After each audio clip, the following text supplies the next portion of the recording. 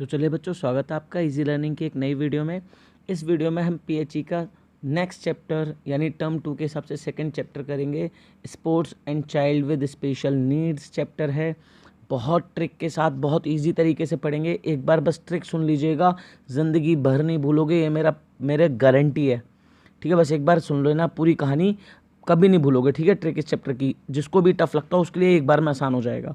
चलो बिना किसी देरी के शुरू करते हैं बच्चों। होप आप सबने सब्सक्राइब कर दिया होगा, नहीं करो तो जल्दी से कर लो। ठीक है, डिसेबिलिटी क्या होता है बच्चों, ज़रा डिसेबिलिटी का मतलब समझते हैं। डिसेबिलिटी कैसे कहते हैं? डिसेबिलिटी का मतलब होता है कि जब कोई एक व्यक्ति अपनी डे टू डे एक्टिविटीज़ को या अपनी दुनिया जिसमें वो रह रहा है उसके साथ प्रॉपर तरीके से इंटरेक्ट ना कर पाए, उसे डिसेबिलिटी कहते हैं। ठीक है, ढंग से प्रॉपर तरीके से इंटरेक्ट नहीं कर पा रहा, यही डिसेबिलिटी। अब ये किसी भी वजह से हो सकती है, चाहे वो व्यक्ति की फिजिकल की वजह से हो सकती है, उसकी सोच बुद्धि है ना, उसके डेवलपमेंटल ये सेंसरी या मेंटल इम्पेयरमेंट, किसी भी रीज़न की वजह से हो सकती है। बस वो अपने आसपास के लोग, अपने आसपास एनवायरनमेंट के साथ में या डे टू डे एक्टिविटीज़ को प्रॉपर तरीके से परफॉर्म नहीं कर पाता। डिसेबिलिटी बर्थ से भी हो सकती है ना, और ज़िंदगी के किसी भी उस पर मिल भी सकती है, उसे किसी भी दौर पर हो सकती है। किसी का कभी एक्सीडेंट हो गया, गिर पड़े सीढ़ियों से तो सर पे चोट लग गई, याददाश्त चली गई, कुछ भी हो सकता है। ठीक है ना।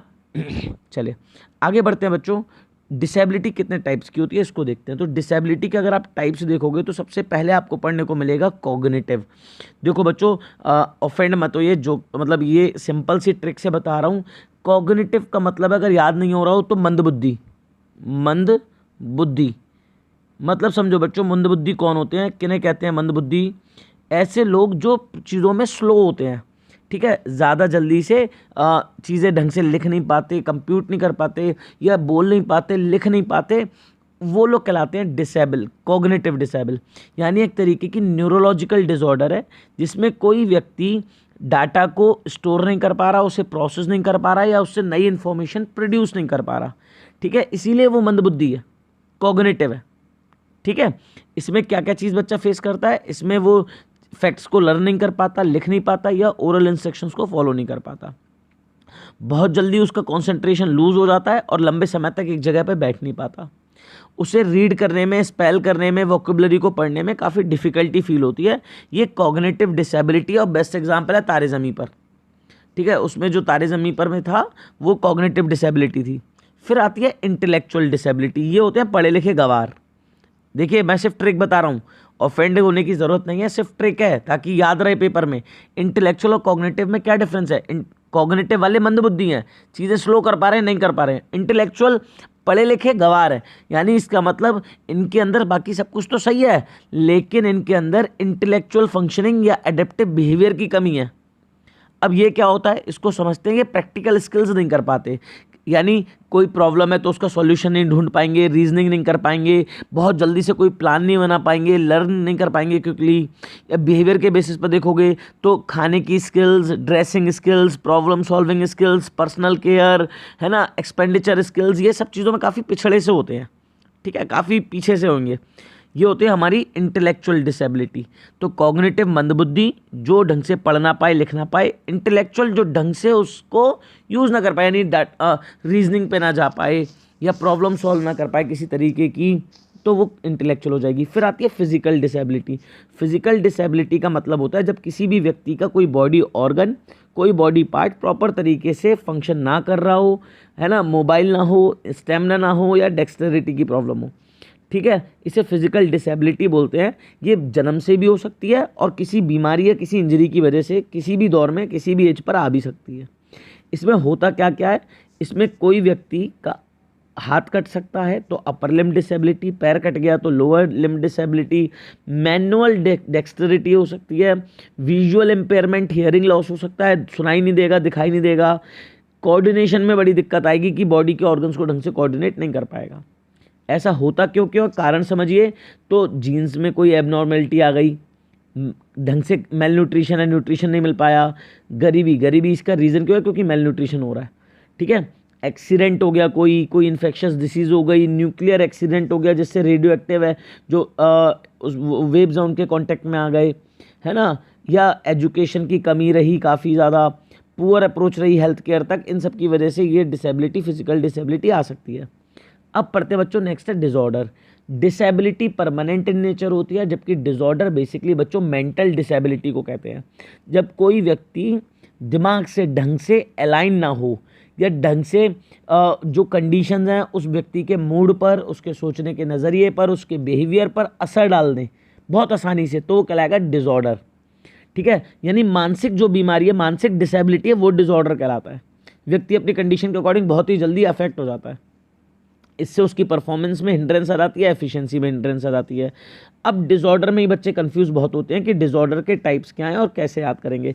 तो बच्चों देखिए नाम याद कर लीजिए, नाम बहुत इंपॉर्टेंट है। ADHD, attention deficit hyper activity disorder. अभी कहानी से याद करा दूंगा पूरा का पूरा। दूसरा है इसके बाद में, अगर आप ये पढ़ोगे ADHD आपने पढ़ लिया तो आएगा SPD, सेंसरी प्रोसेसिंग डिसऑर्डर। फिर आएगा ASD, ठीक है, ASD ऑटिज्म। ठीक है, ऑटिज्म के बारे में पढ़ेंगे इसके बाद हम। अगर आप ASD के बारे में पढ़ोगे तो ये ऑटिज्म है, ठीक है, ऑटिज्म स्पेक्ट्रम डिसऑर्डर। और ASD के बाद अगर आप पढ़ोगे, ASD के बाद तो आता है ODD, opponent defiant disorder. Last और पांचवा है ऑब्सेसिव कंपल्सिव डिसऑर्डर, OCD। अब पांचों की कहानी सुन लो बच्चों, बस आपको नाम तो याद होना चाहिए, कहानी सुन ली तो आपको एक बार में याद हो जाएगा।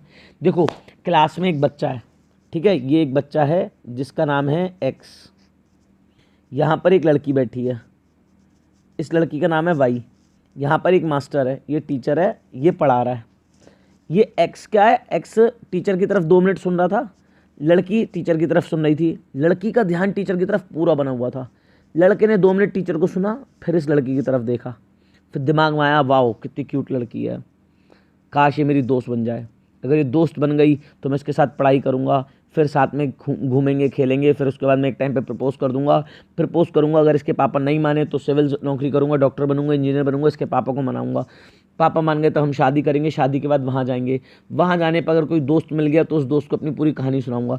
मतलब समझो ये बंदे का दिमाग एक जगह पर नहीं टिक पा रहा, एक चीज़ पर फोकस नहीं कर पा रहा, इसीलिए ये हाइपर एक्टिविटी शो कर रहा है, अटेंटिवनेस की डेफिशिएंट है, यानी अटेंशन एक जगह नहीं रख पा रहा, हाइपर एक्टिविटी दिखा रहा है। यही है हाइपर एक्टिविटी डिसऑर्डर। लड़कों में ज़्यादा होता है, बच्चों में देखने को मिलता है ज़्यादातर। मेंटल एक प्रॉब्लम है, न्यूरोलॉजिकल डिसऑर्डर है, ठीक है, ध्यान रखिएगा। अगर हम बात करें 6 से 12 साल के, खासतौर पे लड़कों में ज़्यादा देखने को मिलती है।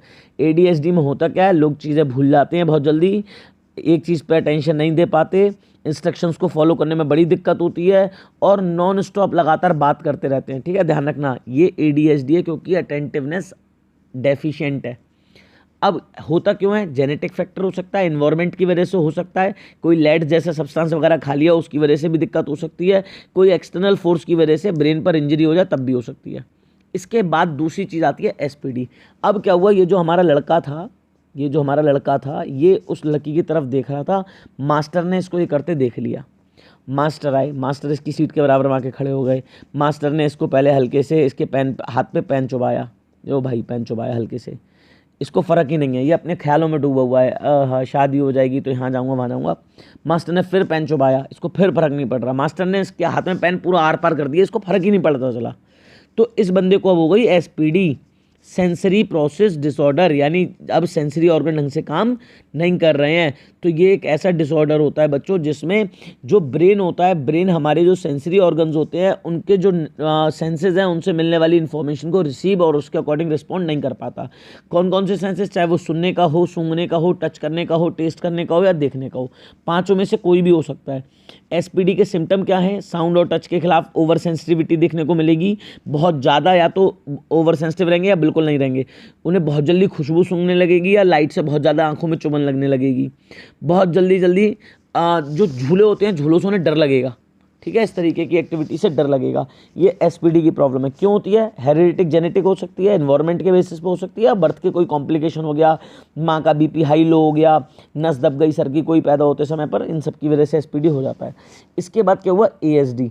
अब इसको समझो क्या, तो ये जो लड़का था, ये जो हमारा लड़का था, ये गिफ्ट लेकर इस लड़की के पास पहुंचा। इसने क्या करा, जुगाड़ कर करा के पैसे इकट्ठे करे, पैसे इकट्ठे करने के बाद एक गिफ्ट लिया, गिफ्ट लेकर इस लड़की को पास पहुंचा प्रपोज करने के लिए। ये लड़की अपने यहाँ पर बेस्ट फ्रेंड के साथ खड़ी है, BFF के साथ खड़ी है। इसने यहाँ पर गिफ्ट दिया, जब गिफ्ट दिया तो लड़की ने कहा तुमने अपनी शक्ल देखी है, हमेशा गंदे रहते हो, तुम्हारा गिफ्ट लूँगी मैं, भागो यहाँ से, फूटो। ये वहाँ से भाग कर आया, अपनी क्लास में बैठा हुआ लास्ट सीट पर जाके बैठ गया। 3 जनों की डेस्क है, वहाँ पर किसी को बैठने नहीं दिया, अकेला चुपचाप जाके बैठ गया, किसी से बात नहीं कर रहा है, कुछ नहीं कर रहा है। इसका बेस्ट फ्रेंड आके बराबर में बैठा, हाँ मतलब बेस्ट फ्रेंड वही जो पिता समान होता है, वो आके इसके पास बैठा। उसने पूछा बेटे क्या हुआ, तो ये बता रहा है भाई भाई वो अपने भाई BFF के साथ खड़ी थी भाई, और बता भी नहीं पाया अपनी बात को। तो इसको कौन सी प्रॉब्लम है, ASD, ऑटिज्म स्पेक्ट्रम डिसऑर्डर। समझो बच्चों क्या होता है ऑटिज्म में, इसमें कोई भी व्यक्ति सोशल इंटरेक्शन नहीं कर पाएगा, बच्चा कम्युनिकेशन नहीं कर पाएगा, अपने इंटरेस्ट अपने बिहेवियर ढंग से नहीं दिखा पाएगा, ठीक है। इसमें काफ़ी रेस्ट्रिक्टेड रहता है, वो रिपीटेटिव पैटर्न्स दिखाता है बिहेवियर के, एक ही चीज़ को लगातार बोलेगा, हाथों को फ्लिप करेगा बात करते पर, कोई चाबी वाबी होगी उसे घुमाता रहेगा, है ना, इस तरीके की चीज़ें दिखाएगा, लेकिन सोशल नहीं होगा, बिल्कुल सबसे अलग रहेगा, अपनी बातें नहीं बता पाएगा किसी को। सिम्टम्स देख लो, सेट ऑफ वर्ड्स को लगातार बोल रहा है ना, भाई भाई भाई कर रहा है, आई कांटेक्ट नहीं करेगा। ASD वाला दूसरों के साथ इंटरेक्ट करना नहीं चाहता है। क्या कॉजेज़ हैं, जेनेटिक हो सकता है, कोई इन्वायरमेंटल हो सकता है, ये जो लड़की वाला था इन्वायरमेंटल था, जेनेटिक भी हो सकता है, ठीक है। इसके बाद क्या हुआ, इसकी जो सीट थी, इस सीट पर ये अकेला बैठा है, यहाँ वाली सीट पर इसका वो लड़की का BFF आ गया बैठने के लिए कि भाई ज़रा सीट दियो मैं भी बैठूंगा। इसने प्रकाल उठाई और दिखा के बोल दिया भाई भागना यहाँ से वरना तेरे पेट में घुसड़ दूंगा। उसने कहा बात बता क्या है, उन्होंने कहा कोई बात नहीं है, तू यहाँ से हट जा वरना बहुत मारूंगा। इस BFF का एक दोस्त आया पूछने के लिए भाई क्या हो गया, उससे कहता है तू भी यहाँ से निकल जा वरना तू भी पिट जाएगा इस चक्कर में। तो इसको अब कौन सी प्रॉब्लम हो गई, इसको हो गई अपोनेंट डेफिएंट डिसऑर्डर, यानी एक ऐसी प्रॉब्लम जिसमें बच्चा चिड़चिड़ा रहता है, गुस्से में रहता है ना, दूसरों की बातें मानता नहीं है, आर्गुमेंटिव बिहेवियर है, हर चीज़ पर आर्गुमेंट करेगा, लोगों की अथॉरिटी नहीं मानेगा, किसी ने कुछ बोला इंस्ट्रक्शन नहीं फॉलो करेगा, ठीक है। ऐसे बच्चों को कहते हैं जो प्रॉब्लम होती है अपोजिशनल डेफिएंट डिसऑर्डर। अब सिम्टम्स देख लो क्या क्या है, बहुत जल्दी टेम्पर लूज कर देगा, गुस्सा हो जाएगा, रूल्स को फॉलो नहीं करेगा, दूसरों को जानबूझ के परेशान करेगा, चिढ़ाएगा, लड़ेगा, धमकाएगा और दूसरों को ब्लेम करेगा मिसबिहेव करने के लिए, ठीक है। क्या कारण हो सकते हैं, जेनेटिक हो सकता है पैदा होने के साथ, अभी BFF वाला रीज़न था इन्वायरमेंटल हो गया, बर्थ के समय कोई कॉम्प्लिकेशन आ गई है, सर पे कोई चोट लग गई। इसके बाद उसके दिमाग में एक बात बैठ गई कि लड़की ने कहा है कि तुम कितने गंदे हो। अब वो जहाँ बैठता है, जिस सीट पे बैठता है उसको साफ़ करता रहता है, ऐसे ऐसे करके बार बार, जो कपड़े पहनता है उसे साफ़ करता रहता है, बार बार हाथ धोने जाता है। उसको ये लगने लगा है कि मैं गंदा सा हूँ, वो एक ही चीज़ के ऑब्सेशन में फंस गया है और फिर इसीलिए किसी एक एक्टिविटी को लगातार परफॉर्म कर रहा है। तो ऑब्सेशन और कंपल्शन की साइकिल में फंस गया है। ऑब्सेशन जहाँ पर उसके दिमाग में कोई सोच आती है कि अगर मैंने ऐसा नहीं करा तो ऐसा हो जाएगा, इसी वजह से वो कंपल्सिव साइकिल में फंस गया कि मुझे ऐसा करना ही पड़ेगा। तो ये होता है OCD, हम में से ज़्यादातर लोगों को होता ही होता है, चाहे छोटे लेवल पर हो। OCD की बात करते हैं, इसमें चिंता बनी रहती है, ये ऐसा एंजाइटी का डिसऑर्डर है, अनकंट्रोलेबल होता है, कंट्रोल नहीं कर सकते, थॉट और रिपीटेटिव बिहेवियर दिखाते हैं इसमें बच्चे, ठीक है। और मतलब एक किसी एक्टिविटी को कंपेल्ड होते हैं उसे परफॉर्म करने के लिए कि करनी ही करनी है। अब मैंने अभी बताया कि हम सब में थोड़ा बहुत होता है। आपने देखा है जब भी हम किसी मंदिर, मस्जिद, गुरुद्वारे के सामने से निकलते हैं, जितनी बार निकलेंगे सर झुकाते हुए निकलते हैं, जितनी बार निकलेंगे। क्या अंदर कोई रजिस्टर लेके बैठा है, हाजिरी लगा रहा है कि इस बार गया तो सर झुकाया, इस बार गया तो सर नहीं झुकाया, अब इसको पाप लगेगा, इसको कढ़ाई में भूना जाएगा? नहीं, हम OCD में फंस गए हैं, ऑब्सेसिव कंपल्सिव डिसऑर्डर है। मंदिर के सामने से निकल रहे हैं, भैया सर झुकाना पड़ेगा, भगवान कहीं ऐसा ना कर दें, वैसा ना कर दें, इसलिए कंपल्सिव डिसऑर्डर। अब कंपल्सिव क्या है, हम लगातार उसे रिपीट करते जा रहे हैं, जितनी बार मंदिर के सामने से निकल रहे हैं सर झुका के निकल रहे हैं, ठीक है। तो सिम्टम्स क्या है, रिपीटेटिवली हाथ धोएगा, डोर लॉक्स वगैरह को देखना, वो बार बार स्टोव्स को, डोर लॉक्स को चेक करता रहेगा लगातार। वो क्या करेगा, चीज़ों को एक सर्टेन वे में हमेशा सही सीक्वेंस में लगा कर रखेगा, बिल्कुल हिलने नहीं देगा। अगर जूते हैं तो दोनों बिल्कुल बराबर रखे हों, हर चीज़ बिल्कुल सही होनी चाहिए। इसके बाद आते हैं बच्चों डिसेबिलिटी एटिकेट्स में। अगर किसी व्यक्ति को डिसेबिलिटी है तो हमें किस तरीके से उसके साथ में बर्ताव करना चाहिए। तो ये जो रूल्स होते हैं एटिकेट्स के और गुड मैनर्स के, कि कोई व्यक्ति जिसको डिसेबिलिटी है तो उसके साथ किस तरीके से व्यवहार किया जाए, गुड एटिकेट्स क्या होने चाहिए समाज के, वो हैं। जब भी हम किसी भी व्यक्ति से, चाहे वो नॉर्मल हो, है ना, मतलब कोई किसी भी डिसेबिलिटी का हो, तो उसके साथ में नॉर्मल और अप्रोप्रिएट बिहेवियर रखें। हर एक व्यक्ति अलग तरीके का होता है, तो person to person guidelines differ हो जाती हैं, लेकिन जो कॉमन एटिकेट्स हैं उनके बारे में बात करेंगे वो क्या क्या है। जब भी हम किसी डिसेबिलिटी वाले व्यक्ति से बात कर रहे हो तो ध्यान रखिएगा उसके साथ में बात करते पर साइन लैंग्वेज है ना या इन सब चीज़ों का इस्तेमाल नहीं करें, डायरेक्टली बात करें जो करनी है। ठीक है, ऐसा नहीं हाथ पैर जानबूझ के हिला रहे हैं, सामने वाला सुन नहीं पा रहा, हम अपने हाथ पैर हिला के दिखा रहे हैं, नहीं भैया, सीधी बात करने की कोशिश करो। सबसे पहले आप मुंह से बोलोगे, हो सकता है वो लिप रीड कर ले, ठीक ना, पहली चीज़ सीधी बात करो। दूसरी चीज़, अगर कोई व्यक्ति डिसेबिलिटी वाला है तो उसे हाथ मिलाओ जाकर, ऐसा नहीं है कि हाथ मिलाने से भी डर रहे हो, ठीक ना, लिमिटेड हैंड का यूज़ करो, है ना। अगर कोई आर्टिफिशियल लिम्ब पहना हुआ है तब भी उससे हाथ ज़रूर मिलाओ ताकि उसको नॉर्मल फील हो, ठीक है। एक एक्सेप्टेबल ग्रीटिंग होता है, ज़रूर राइट हैंड में दिक्कत है लेफ्ट हैंड मिला लो, लेफ्ट हैंड में दिक्कत है राइट हैंड मिला लो, ठीक है, मिलाओ, उसको नॉर्मल फील होना चाहिए। दूसरी चीज़, अगर कोई विजुअली इम्पेयर्ड है जिसको दिखाई नहीं दे रहा, तो जब भी उस व्यक्ति के पास जाओ उससे बात करने के लिए तो सबसे पहले खुद को इंट्रोड्यूस करो ताकि उसको पता चल जाए वो किस व्यक्ति से बात कर रहा है। तीसरी चीज़, अगर आप किसी ऐसे व्यक्ति से बात कर रहे हो जो कि डिसेबिलिटी वाला है तो जब तक वो मदद ना मांगे तब तक उसकी मदद मत करो। मतलब समझना, ऐसे नहीं है खुद से बढ़ गए आगे जाकर, नहीं नहीं मैं मदद करता हूँ, सामने वाला भैया उसकी सेल्फ रिस्पेक्ट है कुछ, ठीक ना। ऐसा नहीं कि जाते ही उसकी मदद में जुट गए, जब तक वो मदद नहीं मांग रहा तब तक आराम से उसको उसके हिसाब से चलने दो। मतलब समझना, वो बाई बर्थ अगर डिसेबिलिटी है तो उसने अब तक तो कई चीज़ें सीख ली होंगी। आगे जाते हैं, अगर एडल्ट से आप मिल रहे हो तो काफ़ी रिस्पेक्ट के साथ मिलो, ठीक है। उनके पहले नेम जो उनका नॉर्मल नाम है उसके साथ में उनसे बात करके बात करो, है ना। ये चीज़ ध्यान रखने की बात होती है। जब भी किसी व्यक्ति से बात करो जो व्हील चेयर पर बैठा है तो ऐसे नहीं उसके सामने तुम आगे की तरफ झुक के बात कर रहे हो, लटक के बात कर रहे हो, आगे नीचे घुटनों पे बैठ के बात करो, आप आराम से नॉर्मली बात करो भाई, ज़्यादा रिस्पेक्टफुल है। इसके बाद अगर आप किसी ऐसे व्यक्ति से बात कर रहे हो जिसको डिसेबिलिटी है, वो बोल नहीं पा रहा ढंग से, भैया थोड़ा सा पेशेंस रखो, उसकी बात ख़त्म होने दो, सुनो। जैसे मान के चलो किसी को दिक्कत हो रही है, वो ऐसे बोल रहा है करके बोल रहा है, हकला रहा है, भैया कोई बात नहीं, होता है, उसके हाथ में नहीं है ये चीज़ें, वेट करो, उसको उसकी बात ख़त्म होने दो, सुनो तब तक, ठीक है। सामने वाले को नॉर्मल फील होगा। अगर आप ऐसे व्यक्ति से बात कर रहे हो जो व्हील चेयर पर है या क्रचेस पर है, बैसाखी वगैरह का इस्तेमाल कर रहा है, तो आंखों से आंखें मिला के बात करना चाहिए ताकि सामने वाले को नॉर्मल फील हो। सिंपल है, कॉमन एटिकेट्स हैं। अगर आप किसी डीफ के साथ में बात कर रहे हो, ठीक है, ज़रा ध्यान रखिएगा तो किसी भी डीप से बात कर रहे हो तो उसका अटेंशन अपनी तरफ खींचने के लिए एक बार शोल्डर पे टैप कर दो या उसकी आंखों के सामने थोड़ा हाथ हिला दो ताकि उसका ध्यान तुम्हारी तरफ आ जाए। ऐसा नहीं तुम अपनी बात करते जा रहे हो भैया, उसे समझ में नहीं आएगी, क्योंकि हो सकता है वो तुम्हारे लिप रीड करके बात समझे, तो ये चीज़ ध्यान रखने की बात है। इसके बाद अगर ऐसा भी नहीं है, अगर लास्ट देखते हैं, अगर ऐसा कोई व्यक्ति है जो लिप रीड करता है तो उसके सामने जब बात करो तो थोड़ा ढंग से नॉर्मल तरीके से बात करो, हल्की हल्की स्पीड में, ताकि उसे प्रॉपर टाइम मिल सके, वो आपके लिप्स को प्रॉपरली रीड कर पाए।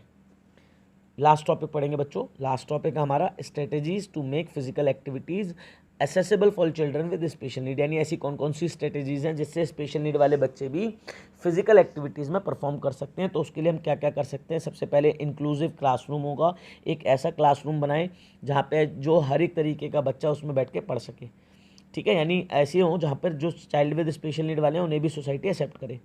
असिस्टिव टेक्नोलॉजी, इस तरीके की क्रिएटिव डिवाइसेस का इस्तेमाल, टूल और इक्विपमेंट्स का इस्तेमाल करना चाहिए ताकि जो स्पेशल नीड्स वाले बच्चे हैं वो भी लर्निंग एक्टिविटी में पार्टिसिपेट कर सकें, ठीक है। जैसे बड़ी बॉल का इस्तेमाल कर सकते हैं, बॉल या बेल का इस्तेमाल कर सकते हैं, स्ट्रिंग्स का यूज़ कर सकते हैं ताकि स्पेशल नीड वाले बच्चों को भी आसानी से कॉन्सेप्ट समझ में आए। अगली चीज़ एडेप्टिव फिजिकल एजुकेशन, हमें जो डिसेबिलिटी वाले बच्चे हैं उनके लिए सेपरेट एडेप्टिव क्लास बनानी चाहिए जहाँ पे जो गेम्स हैं वो मॉडिफाई कर दिए जाएँ उन बच्चों के गेम्स उसके अकॉर्डिंग। जैसे आपने देखा होगा जो फिजिकली जो चैलेंज होते हैं, जहाँ हम कहीं चैलेंज नहीं बोलेंगे, स्पेशली जो एबल्ड बच्चे होते हैं या लोग होते हैं उनके लिए क्रिकेट होता है एक अलग से, ठीक है, उनके लिए ओलंपिक्स होते हैं अलग से, तो गेम्स को मॉडिफाई किया जा सकता है उनकी नीड्स के अकॉर्डिंग। इसके बाद नेक्स्ट देखेंगे क्रिएटिंग स्पेसिफिक इन्वायरमेंट, जो स्पेशल नीड वाले बच्चे हैं उनके लिए एक स्पेसिफिक इन्वायरमेंट क्रिएट कर कर भी हम उन्हें नॉर्मल फील करा सकते हैं जहाँ पे वो आसानी से चीज़ों को सीखेंगे और positive behaviour. Child with special need हैं, जो चिल्ड्रंस हैं जिनको स्पेशल नीड्स वाले बच्चे हैं, उनके साथ में हम पॉजिटिव बिहेवियर रखें। ऐसा नहीं तुम नहीं कर पाओगे, तुम्हारे लिए गेम नहीं है ये वाला, तुम अपने हिसाब से गेम खेलो, देख रहे हो तुम तुम्हारा शरीर कैसा है, तुम देख नहीं पाते, भाग नहीं पाते, ये वैसे, ये नहीं करना है, ठीक है ना। हमें उनके साथ पॉजिटिव बिहेवियर रखना है ताकि वो भी चीज़ें सीख सकें, वो भी पार्टिसिपेट कर सकें और इस समाज का हिस्सा खुद को माने, ठीक है। तो बच्चों ये हुआ चैप्टर कंप्लीट। अगर आपको समझ में आया, आपको अच्छा लगा, आपको कुछ नया और आसान लगा, प्लीज़ वीडियो को लाइक कीजिए, अपने दोस्तों के साथ शेयर ज़रूर कर दीजिए ताकि ज़्यादा से ज़्यादा बच्चों तक मेरी रीच बढ़ सके। मुझे 50 सब्सक्राइबर इन्हीं 3 डेज़ में कंप्लीट करने हैं, प्लीज़ हेल्प करिए थोड़ी सी। मिलते हैं बच्चों आपसे नेक्स्ट वीडियो में, तब तक प्लीज़ पढ़ाई करते रहिए और अपना ख्याल रखिए।